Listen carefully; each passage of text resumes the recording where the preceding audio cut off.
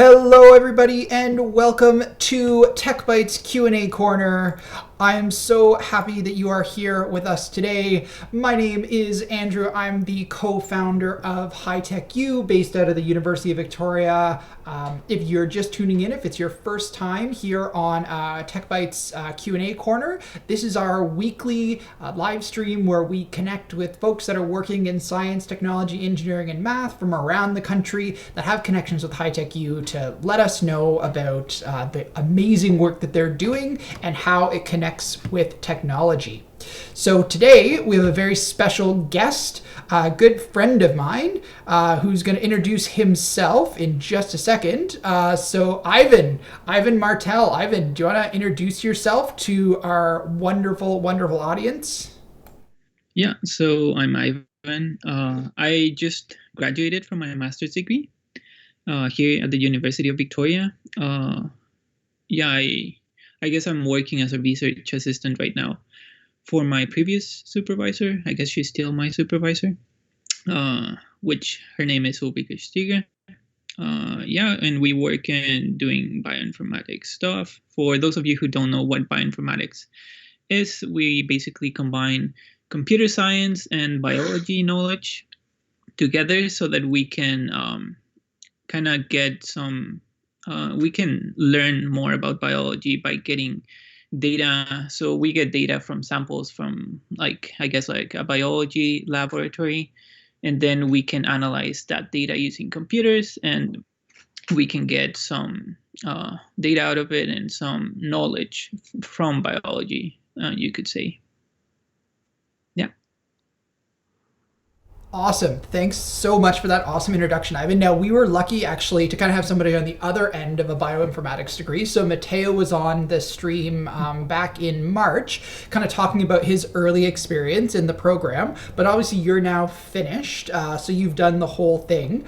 I'm interested because obviously, as a graduate student, you don't always get a huge opportunity after you present your thesis to talk about what it was. So I'm really curious, like, what was your research for your thesis?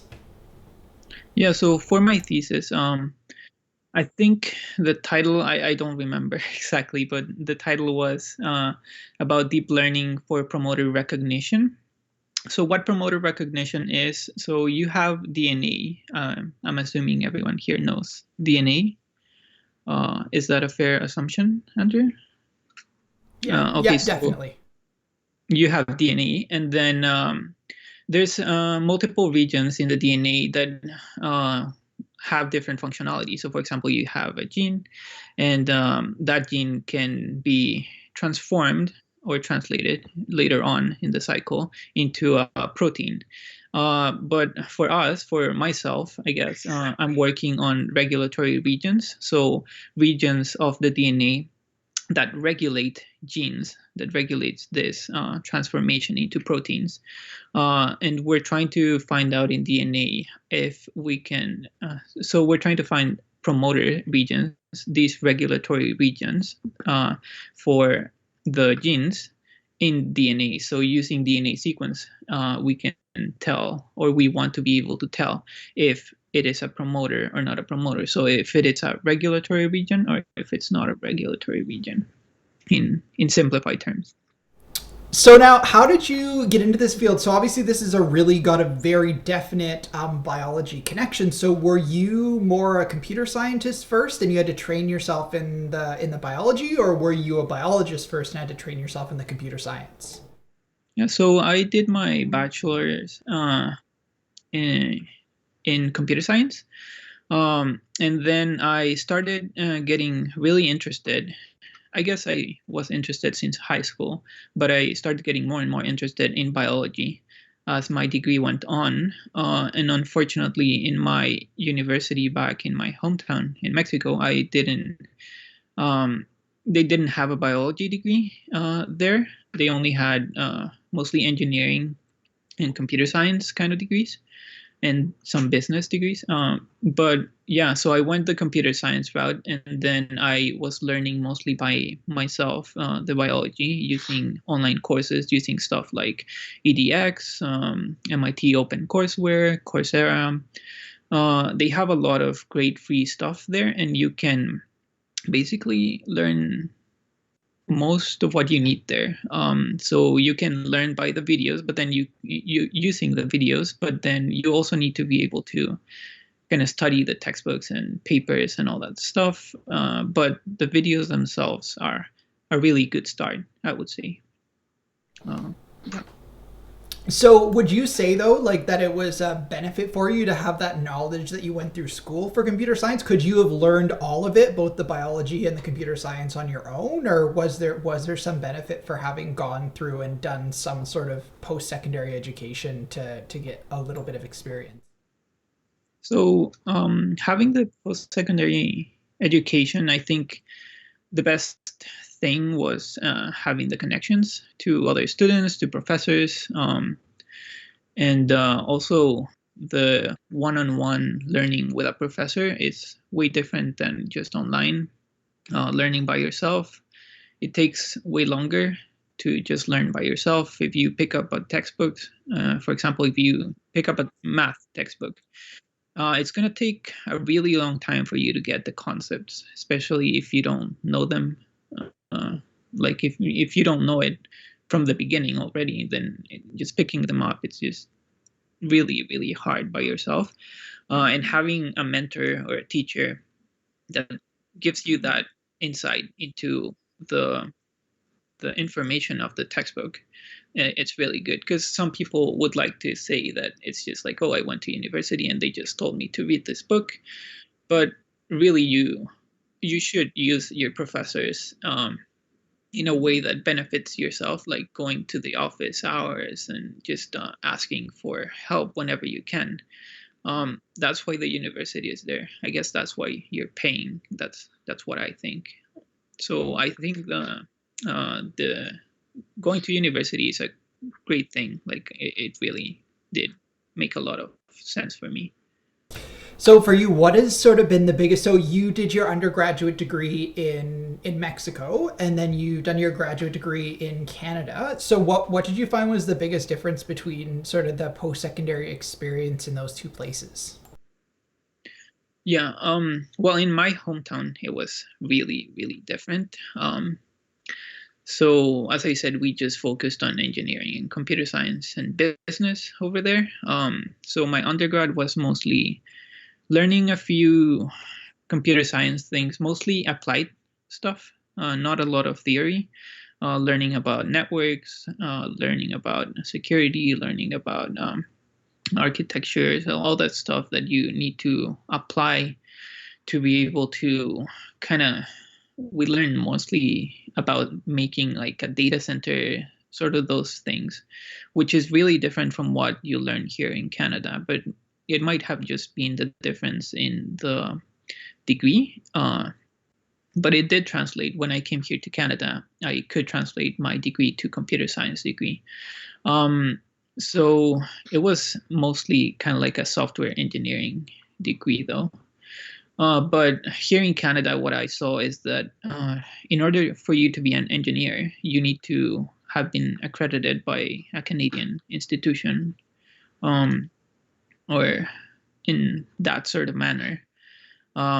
Because I would not be able to be recognized as an engineer here in Canada. So I think it is very different, and also much, what would you say, much in depth here. The knowledge that you get, um, also the help from the professors. You get both of them, but I feel like Canada does have the edge. I guess maybe it's just that I was in a smaller university, maybe the bigger university here in Canada, and even here, University of Victoria is not that big, right?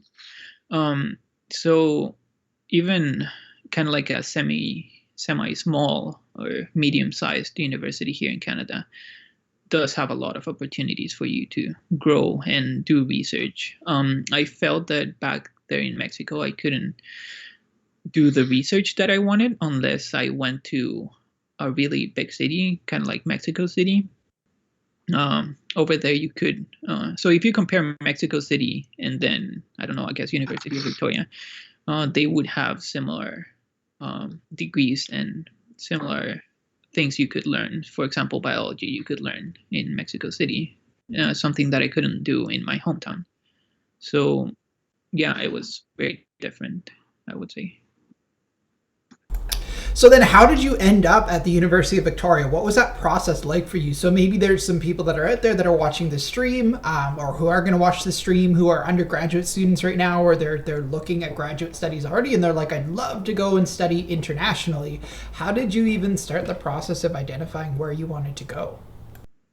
Yeah, so for me, I guess you could say it was half luck or more luck than anything else, because I always wanted to come here to Canada. So then the year I graduated from my undergrad, I thought to myself, yeah, can I just go and visit Canada for a few months?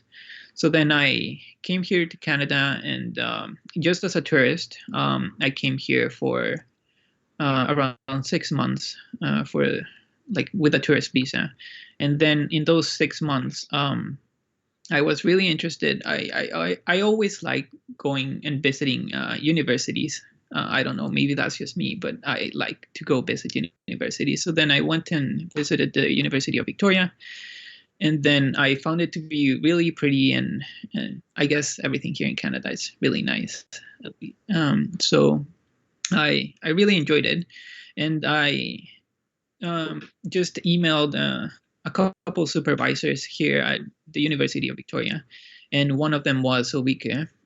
So I emailed her, and the first time she didn't reply, so then I kept emailing her. I guess it was just consistency. So if you don't get an answer back, just keep emailing. Just make it known that you are interested in whatever you want to do.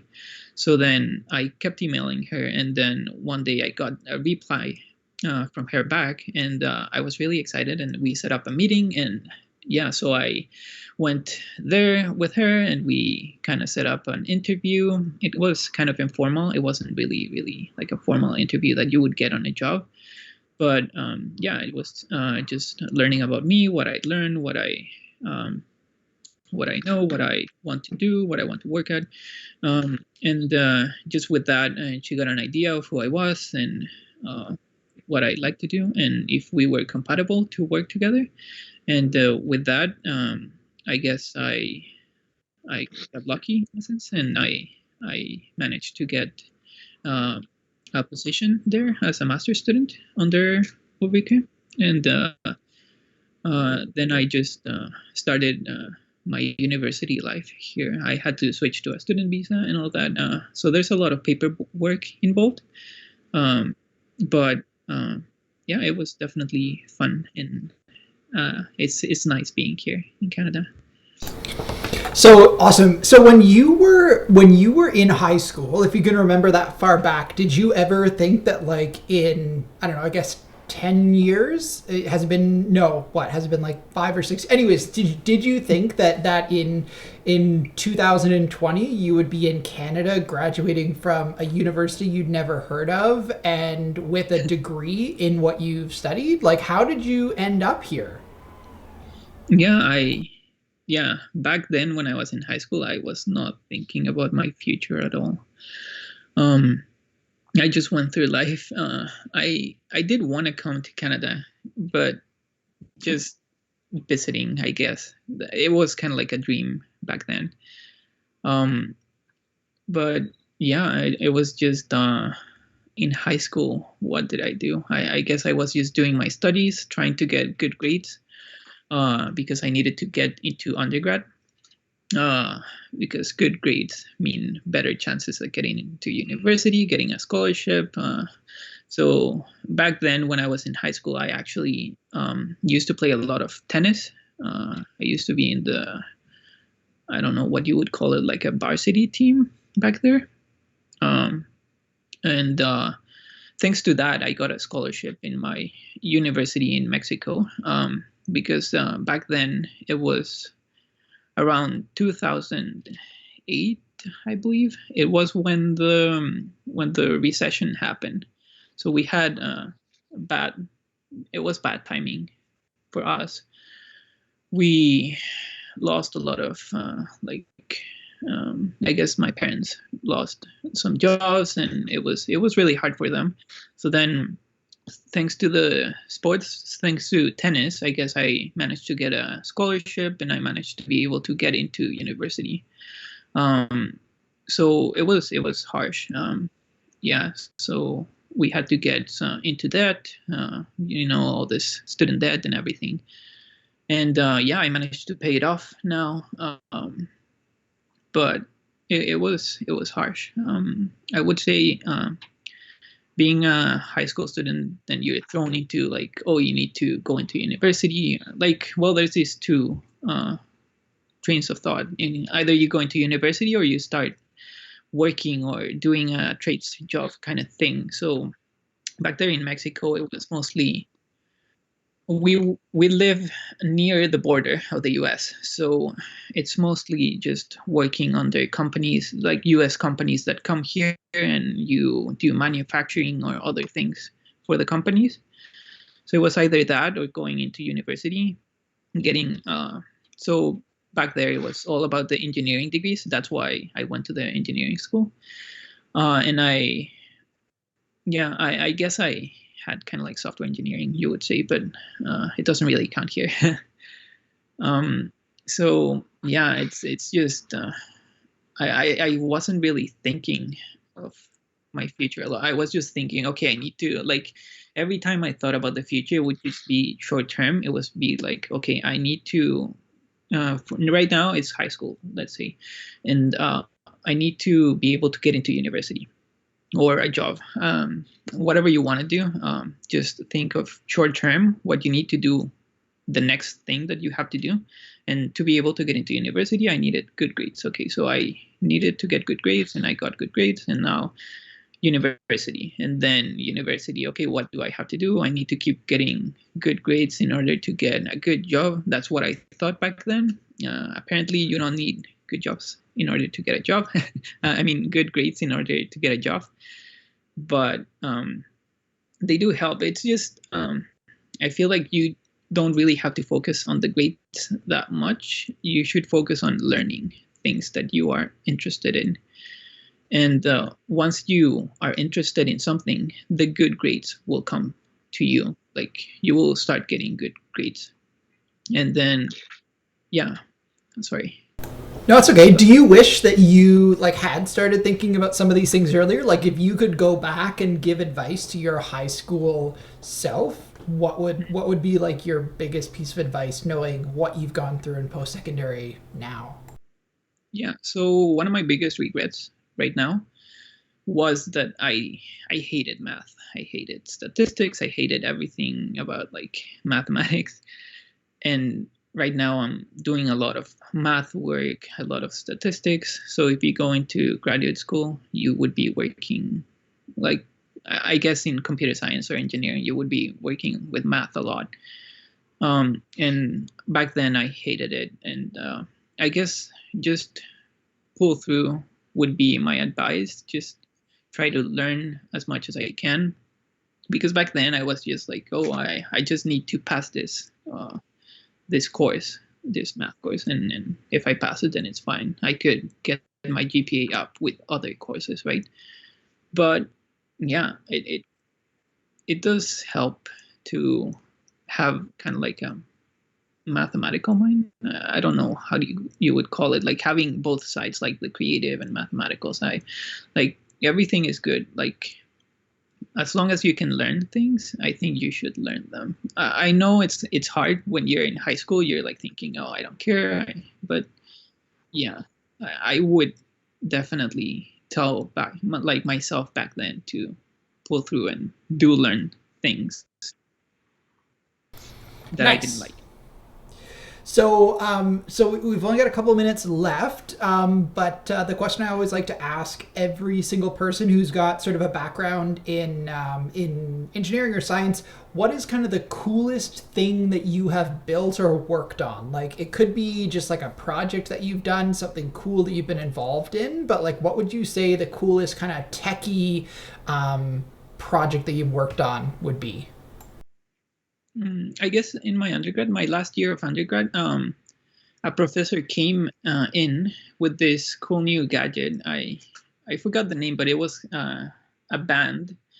So this band, you could put it in your arm or in your arm or somewhere, yeah. And then once you put it on, it could detect the movements of your hand. So um, it would send signals. It had multiple, I don't know, like accelerometers or different sensors there.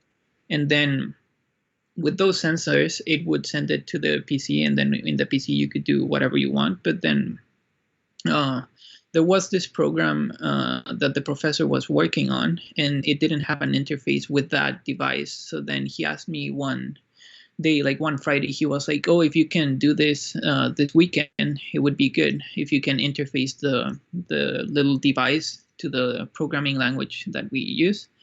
And I was like, "Yeah, sure, I'll try. I cannot promise anything, but I'll try." So then like the whole weekend, I barely slept anything, but I was really interested in it. So then I managed to do it in time on that weekend, and I got it back to the professor, and he was like, "Oh, that's so nice. So with this, we can use some like machine learning stuff." Back then I didn't really know a lot about machine learning. So then he was saying, "Oh yeah, so with the signals that we get from the device, we can use some machine learning, and then we can track like the hand positions and a lot of other things." And so they managed to build a little like hand robot that mimicked whatever you did with your hand using those sensors and machine learning. And they did it thanks to the little interface that I was building. So I was really proud of that. And so that's that's why I'm talking about it. That's very cool. Now, is this the device here, the Myo armband? Does that? Yeah. Is Yeah, that it? Yeah, so you can actually, they've discontinued it, but if you're on the stream and you're interested in checking it out, MYO armband, and if you're interested in kind of finding out a little bit more about what that kind of device is all about, that Ivan's been talking about, that's a good place you can go. So like I said, we try and keep these sessions short just so that they're little bite-sized pieces that our members and folks that tune in and check out our YouTube channel or here on Twitch are able to check out. But Ivan, thank you so much for taking the time on this beautiful Friday afternoon to be inside and talking to us. This has been such a pleasure. Any kind of last sound bites that you'd love for anybody to hear from you before we sign off? No, I just wanted to thank you for this time too. It was great. Yeah, and yeah, I hope that any high school students that are listening to this, that they keep on working through it, and it's gonna get better. If you don't like something, just work through it. It's gonna get better. Awesome. So thank you so much, Ivan. And thank you everybody who is checking out the stream, either live or is going to be checking it out on our YouTube channel. If you are interested in finding out more, you can always find this stream on YouTube. Just search HighTechU on YouTube. You can also check out all of our information on our website at hightechu.ca. And of course, this stream will be live here for a little while. So from all of us to all of you, thank you so much for attending. This has been Tech Bytes Q&A Corner, and I hope you have a great weekend.